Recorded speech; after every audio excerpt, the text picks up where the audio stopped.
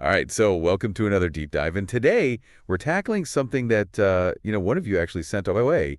It piqued our curiosity because it takes us right into the guts of the Chromium project. Oh, this is juicy, I know. Yeah, it is. We're going to be looking at how Google's NotebookLM is going to, it looks like it's going to become a pre-installed web app in Chrome OS. Yeah, you shared a really cool page with us, a code review page. Yeah, I thought it was interesting. It's a window into, how these features go from just an idea to actually landing on your Chromebook. Absolutely. So yeah, no software just magically appears, right? NotebookLM is going through a whole journey to become part of Chrome Whole OS. And process. today we're gonna kind of walk through that process together and see how they do it. See if we can figure out exactly what's going on. So our starting point, where this journey begins, it's this proposal, and it's got this marker. That's this. How do you say 960? 86 60 standard. IDC 9624 AOA. CAC 86 Sector 68. Okay. So that's like the core identifier for this. But it's linked to a bug report. That's B.402986.247. Yeah. And it even has a screenshot, like a little picture from Googleplex. Oh, wow. The link is https://screenshot.googleplex.com BWPWDP PR6 Oxi 6 Yezi. So it's really, really interesting. We can kind of see where they're working on this stuff. So fundamentally, what is this proposal all about? So the main idea of this proposal is very simple. It's to make Notebook LM a standard part of the Chrome OS experience by pre-installing it. So right when you get your Chromebook or maybe after you do a reset, Notebook LM would just be there, ready to go. Just like you have Gmail or the Chrome browser itself. So it's about making it a core component. Right. So you don't have to go out and install it yourself. It's just there. It's part of the platform. Exactly. Yeah. Okay. Now, looking at the code review itself, you scroll through it. It's a lot of files that have been modified. Yeah. It's kind of like a roadmap for how this integration is going to happen. So, where do we even begin to sort of dissect all of these technical changes? Where should we start? Well, what I think is really interesting is how widespread the changes are. You might think, okay, pre-installed app, it sounds kind of simple, but it actually touches on so many different parts of Chrome OS. Right. It's not just like sticking an icon somewhere. No, it's much more than that. So let's start with this file called a constants webbapid constants.h. Now this file only has a small change, like 4 lines added. Okay. But it's really important because this is where they're defining the unique ID for NotebookLM. And without that unique ID, the operating system wouldn't know how to launch it, how to manage it. It's like giving it a digital fingerprint, so that it can be recognized. Okay, so it needs its own signature, its own way of being identified. Exactly. Okay, so we see that now. Next time we've got Chrome browser about flags.cc, and we see 9 lines added here. Right. Now this is something that anybody who's messed around with Chrome's, experimental features will be familiar with this about flags. Yeah. So what does this tell us about how NotebookLM is going to be rolled out? Yeah, so this change to Chrome browser about flags.cc, it pretty much tells us that NotebookLM is going to be, at least initially, available as a feature flag. So this is very common in software development. It's a way for developers to test new features, with a limited group of people first, get some feedback and work out the kinks before they release it to everyone. So it's like a soft launch. Exactly, yeah, a soft launch. So, at some point you might actually be able to go into your Chrome settings and enable a flag to try out NotebookLM before it's officially released to everyone. Okay, so that's interesting. So it's kind of like, you get a little sneak peek behind the curtain if you know where to look. All right, so then we've got Chrome browse short extensions, default importer.cc. And it's a small change here. It's only 2 lines added. But this one seems kind of straightforward, right? It's about where those default apps appear. Yeah, that's exactly right. So this change means that NotebookLM is going to be included in the list of default applications that you see on your ChromeOS device. Those two lines are probably adding NotebookLM to that list, and that will determine where it shows up, maybe in your app launcher, maybe even on your shelf. Right, right. So it's about visibility and placement. Exactly. Okay, now we see a pair here, Chrome browser flag descriptions.h and Chrome browser flag descriptions.cc. Mm-hmm. 3 lines added in the first one, 4 in the second one. So these kind of go hand in hand with that whole about flags thing that we were talking about. Yeah, they do. So these files, they basically contain the descriptions for those feature flags. So, when you go to about flags and you see, a list of all these experimental features, there's usually a little description next to each one that tells you what it does. So the changes here would be adding the description for the Notebook LM flag. Right. So it's not just like, some cryptic code name. No, no. It's actually, it tells you this is what this does. This is what this is about. Okay. So makes sense. Moving right along, we've got Chrome browser web applications build.gn, Mm-hmm. 2 lines added here. Now, the .gn extension makes me think this is something pretty fundamental to how Chrome OS is built. Oh, absolutely. The .gn file is like the recipe book for Chrome OS. It tells the build system how to put all the pieces together.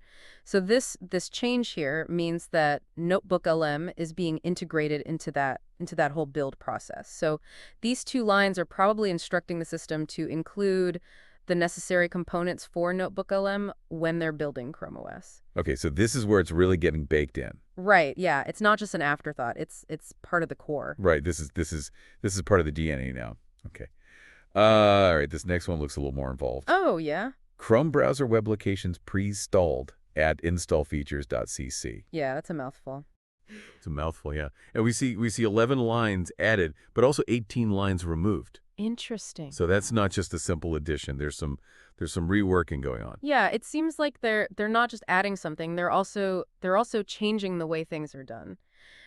So this could mean that they're kind of refactoring the code, making it better, more efficient, or maybe even, changing the whole architecture of how pre-installed apps are handled in Chrome OS. Right. So it might be like, they're cleaning up the back end so that this integration is smoother and works, better in the long run. Exactly. Yeah. Interesting. So it's not just about this one app. It's about improving the system as a whole. Yeah. Yeah. I think that's a really good point. Okay, now we encounter a brand new pair of files. Chrome browser web applications pre-installed web apps notebooklm.h and Chrome browser web applications pre-installed web apps notebooklm.cc. So 17 lines added in the first one, 35 in the second one.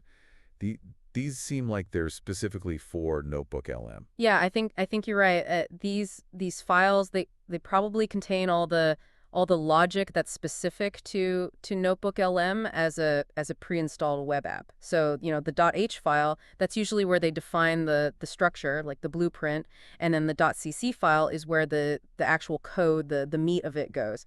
So this is where they're really defining how NotebookLM interacts with the system, how it gets installed, how it gets updated, all that stuff. Right. So it's like, this is the dedicated space for NotebookLM within the code base. Exactly. Yeah. Okay, following that, we have Chrome browser web applications pre-installed webapps.cc, just 2 lines added. This sounds like it's kind of a master list. It probably is. This file probably keeps track of all the pre-installed web apps on Chrome OS. So these 2 lines, they're just adding NotebookLM to that master list, so the system knows, hey, this is something that should be pre-installed. Okay, so it's like a registry. Yeah, exactly. All right, so nearing the end of our technical roadmap here, we've got ChromeOS constants, ChromeOFeatures.h, and ChromeOS constants, ChromeOFeatures.cc. 2 and 5 lines added, respectively. So this seems to be getting into some Chrome OS-specific stuff. Yeah, so these files are where they define features that are specific to Chrome OS. So, not just general Chrome features, but things that only work on a Chromebook. Right.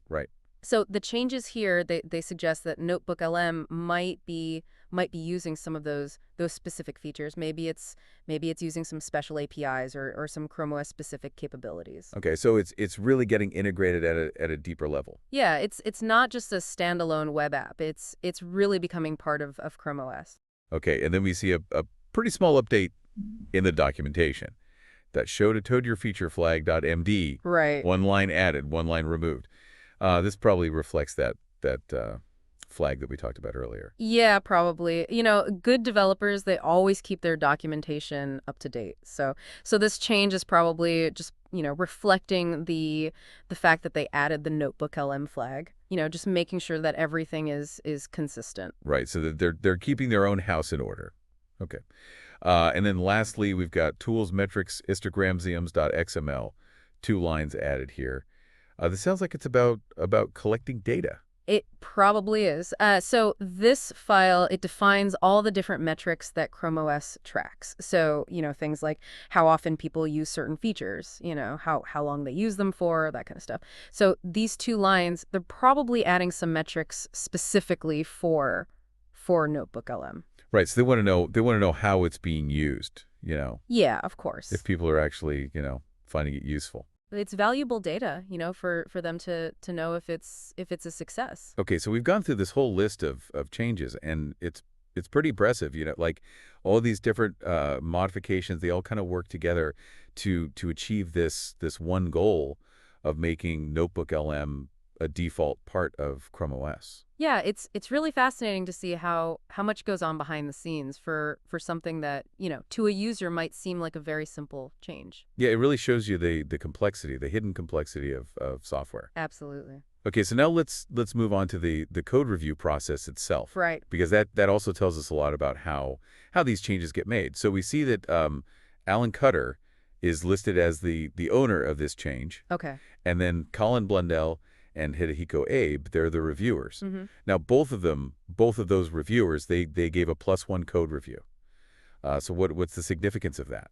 So a +1 from a reviewer, that's basically an endorsement. It means that they've looked at the code, they've tested it, and they're happy with it. It's like saying, "Yep, this is good to go." Right. So it's a crucial step in the process. Absolutely. And we also see mentions of the Chromium LECICQ system, which you explained to me earlier is a continuous integration system. Yeah. It basically runs automated checks on the code. Right. So this system, it's like a robot that's constantly testing the code as it's being developed. It helps catch errors early. It makes sure that everything is working as it should. So it's a really important part of maintaining the quality of the code. Okay, now looking at the changelog section, we see that this proposal went through several iterations. Okay. Packsets 1 through 6. And Packset 5 is marked as outdated votes. What does that tell us? So outdated votes, that means that after patch set 5 was reviewed, some changes were made, right? So the reviewers, they had to look at the new version, they had to re-review it and reapprove it. Right. So it's not like, you approve once and you're done. You have to keep keeping up with the changes. Exactly, yeah. Okay. And it looks like patch set 6 actually ran into a bit of a snag. It failed a try job due to a unit test failure. Oh, no. So what's a try job and what's a unit test? What does this all mean? So a try job is basically a more thorough test than the initial automated checks. And a unit test is a test that focuses on a very specific part of the code, like a very small unit of the code. Okay. So if a unit test fails, it means that something is wrong in that particular part of the code. Right. So it's like, you're testing each individual component to make sure it works properly. Exactly. Yeah. Okay. And we see that the error message mentions something about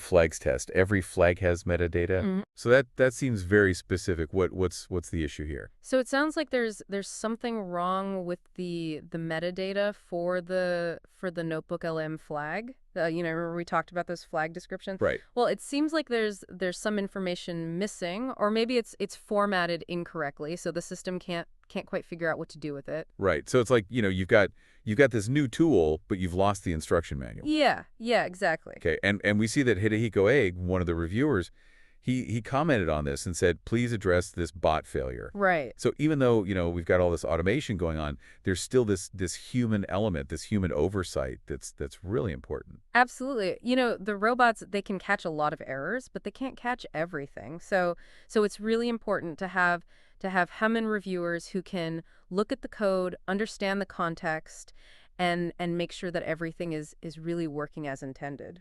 Right. It's about that attention to detail. Exactly. Okay, so we've taken this deep dive into this code review.